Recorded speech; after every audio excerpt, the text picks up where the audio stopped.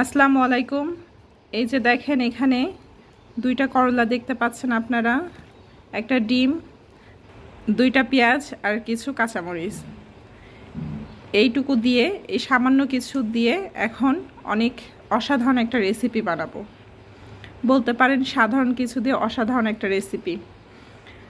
হয়তোবা অনেকেই করলা পছন্দ করে না, কারণ করলা অনেক তিতা লাগে, এজন্য করলা পছন্দ করে না। কিন্তু আজকে আমি যে রেসিপিটা দেখাবো এটাতে করলা তিতা লাগবে না, আর বাচ্চা কাচ্চারাও খুব মজা করে খেতে পারবে। তাহলে আমি এখন শুরু করি, কিভাবে কি করব আপনাদেরকে দেখাই। এই তো দেখেন আমি করলার দুই সাইডটা কেটে নিব।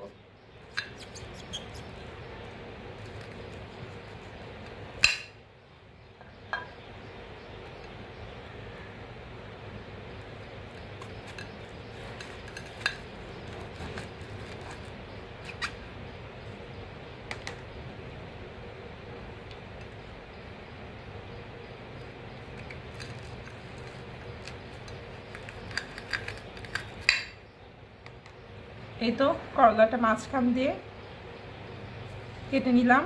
এখন আমি এই অংশটুকু বের করে ফেলাই দিব।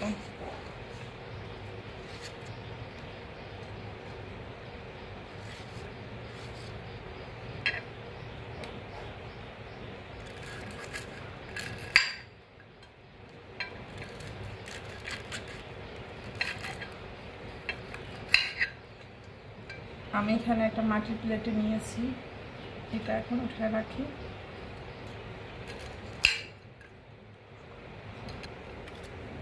আমি করলাটার ভিতরের অংশটা ফেলাই দিলাম।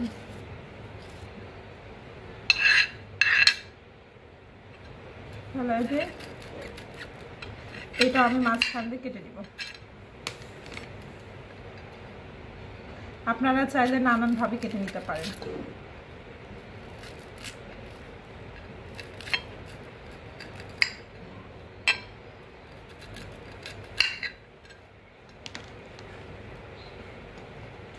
এই তো দেখেন আমি করলাটা এইভাবে কেটে নিলাম। এটা এখন আমি একটু ভাপে উঠিয়ে দিব, দিয়ে তারপর পেঁয়াজ মরিচটা কেটে নেব। এই তো দেখেন আমি চুলায় পাতিল বসিয়ে দিলাম, জালটা জ্বালিয়ে দিলাম, একটু লবণ দিয়ে নেব।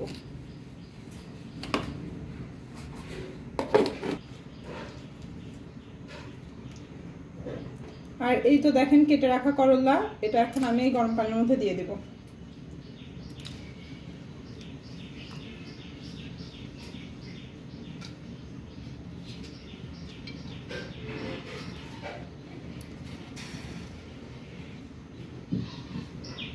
এটা আমি হালকাভাবে সিদ্ধ করে নেব। একটু পরপর নেড়ে দিতে হবে করলাগুলো, নইলে দেখা যাবে এক অংশ সিদ্ধ হবে আর এক অংশ সিদ্ধ হবে না। ওইদিকে করলাটা ভাপে দিয়ে আসলাম গরম পানির মধ্যে। এই তো দেখেন এইদিকে এখন আমি পেঁয়াজটা কেটে নেব কুচি করে।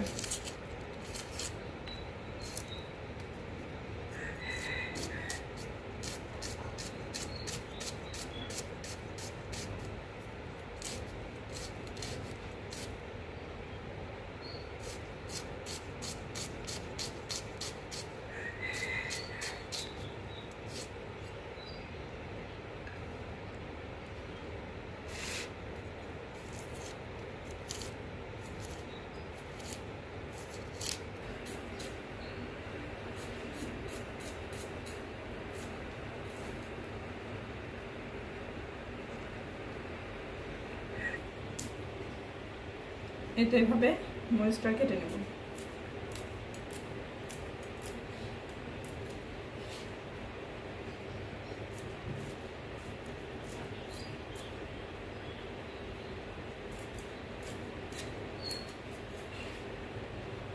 ওইদিকে পেঁয়াজ মরিচ কেটে নিলাম, এখন আমি এই ডিমটা ভেঙে দেব।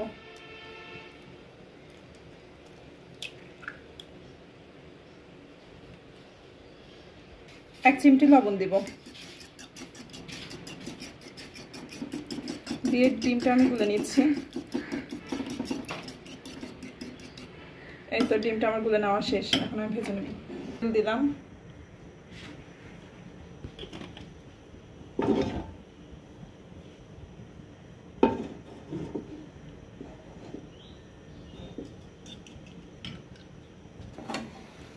এই তো এদিকে করলা সিদ্ধ হয়ে গেছে, আমি চুলাটা বন্ধ করে দিলাম, দিয়ে ঢেকে রাখলাম।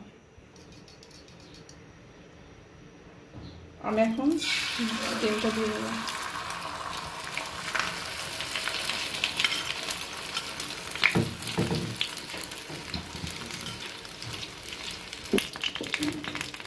এই তো ডিমটা এক পিসটা হয়ে গেছে, আরেক পিসটা এখন ভেজে নিচ্ছি। আমি বেশি লাল লাল করে ভেজে নিব না, এরকম হালকাভাবে ভেজে নিব।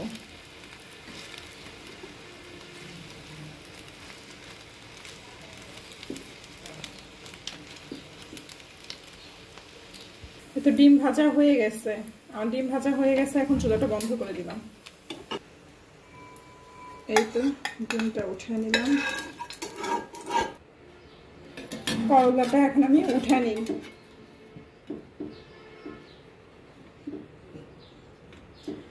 নেওয়াতে করলার তিতাগুলো সব চলে গেছে, ভাত দিলে দিলে করলার তিতা থাকে না। এই তো এখানে করলাগুলো উঠে নিলাম, এখন কি করব পরের অংশ দেখাচ্ছি। করলা আমি এখন এভাবে কেটে কেটে নিব, এভাবে কেটে কেটে নেব করলাগুলো।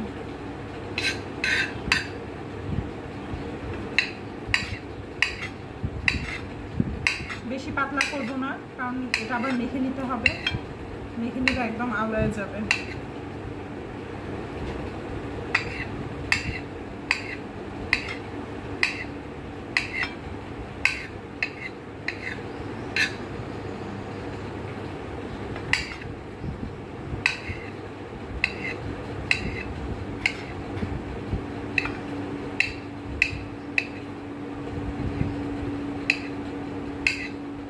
এইভাবে আমি সবগুলো করলা কেটে নিব। এখানে করলাগুলো কেটে নিলাম, এখানে পেঁয়াজ মরিচ কুচি করে কেটে নিয়েছি। এখন আমি এই যে ডিমটা ভেজে নিয়েছিলাম, এখন এই ডিমের অংশটাও এভাবে কেটে নিব।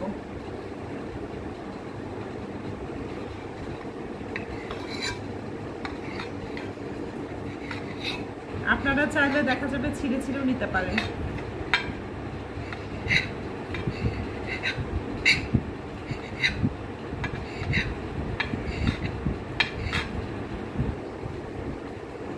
এক সাইডে ডিমের এই যে ডিম কেটে নিয়েছি, এখানে করলা কেটে নিলাম, এখানে পেঁয়াজ মরিচ কেটে নিলাম। এখন আমি এটার সাথে দিব, এটা হচ্ছে টোস্ট বিস্কিটের গুঁড়া।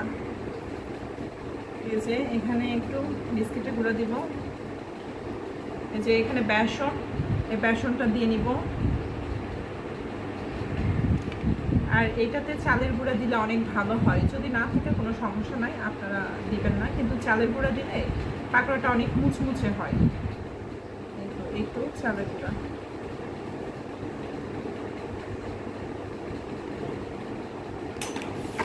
আর এর মধ্যে দিব হচ্ছে হলুদ,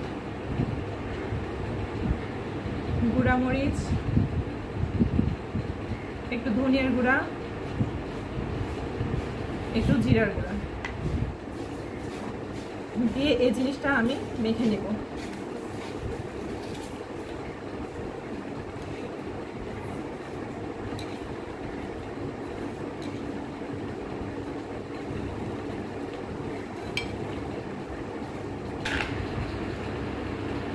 এখন দিব একটু স্বাদ মতো লবণ।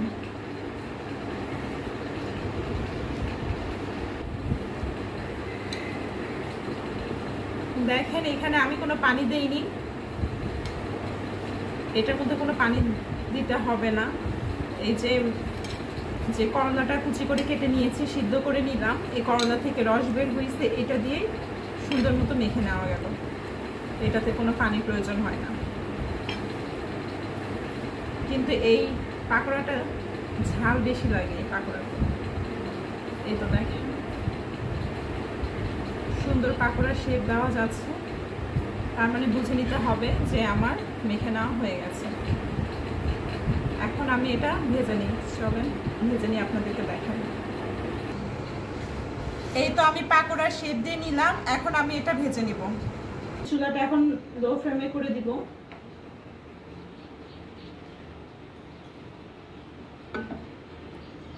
একটা একটা করে দিয়ে নিব।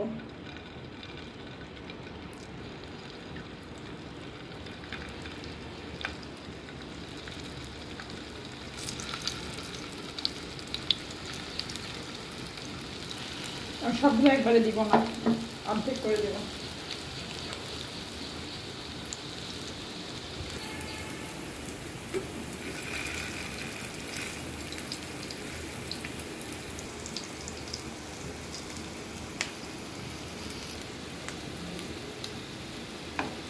অনেকেই জানে না যে করলা দিয়েও বিকেলের নাস্তা হয় বা করলা দিয়ে বিকেলের কোনো স্ন্যাক্স রেসিপি বানানো যায়।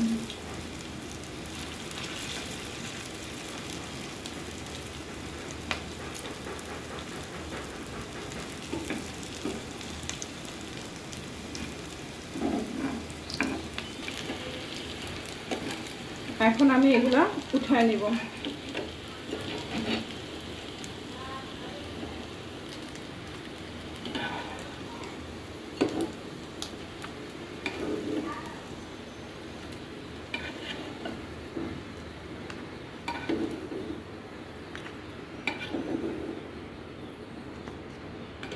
এখন আরগুলো দিয়ে দিব।